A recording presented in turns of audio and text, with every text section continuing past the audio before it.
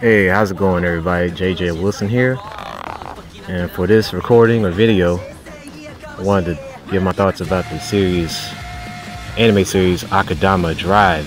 That's right.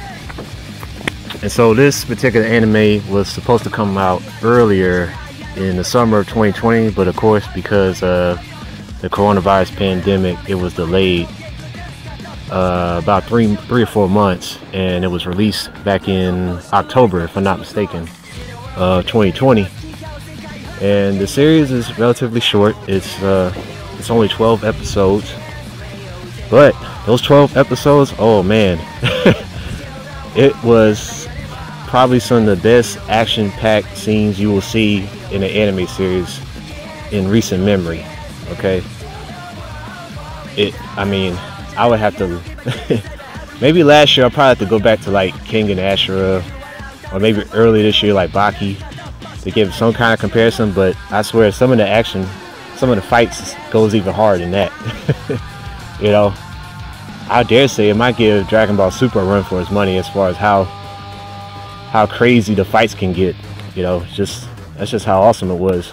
But it's not only that, the story was very compelling.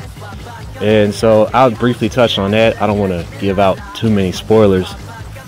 And so basically what you have for this particular anime is you're in the future. It's like a dystopian kind of future, and there was a war, like a nuclear war of sorts, between, it sounds like, the Kanto region, which is Tokyo, and the Kansai region, which is Osaka. And so basically what happened was Tokyo, it sounds like the world was better than Kansai, but in actuality Tokyo was already destroyed, and you'll find that out later in the season. In that particular show, Akudama Drive. Whereas Kansai is technically the vassal state of Tokyo,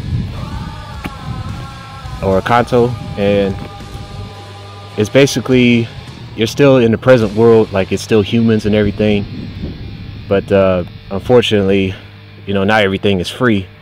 And so if you're basically a criminal or a fugitive in that world, you're what's called an Akudama. And an Akudama is pretty much like a high-level criminal. They get these absurd amount of years, you know, once they get caught doing a crime, and they'll get like hundreds of years in jail. And I think the Akudama with the highest number of years was Cutthroat. The very person in the episode, the very first episode, you had to go rescue. You got to rescue Cutthroat, and he had a sentence of like 900 and some odd years, like 999 years. It was crazy. Okay, but really the main protagonist of the story is a girl who, her original name was Original Person or something like that, but when she gets labeled Akudama for accidentally robbing a ramen shop, even though it wasn't an accident, it was an accident, but like it was a complete misunderstanding. So once that mishap went down, she was labeled Akudama.